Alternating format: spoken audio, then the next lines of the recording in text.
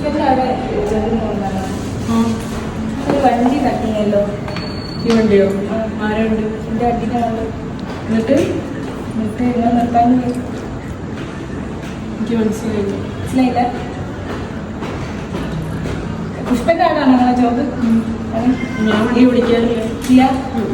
ഇന്ന് നേരെ ആരും വണ്ടി കൊണ്ടുപോയിട്ടില്ല. നിങ്ങൾ ആരെയും ശരിക്കും ഹാപ്പി ബർത്ത്ഡേ. അങ്ങനെയൊക്കെ പറഞ്ഞില്ല. അറ്റാക്ക് ചെയ്യുന്ന പോലെ പക്ഷെ നിങ്ങളെ സിസ്റ്റർ മാത്രമാണ്. പക്ഷേ ഞാൻ ആകെ ടെൻഷനായി പോയി. നോക്ക് ഇങ്ങനെ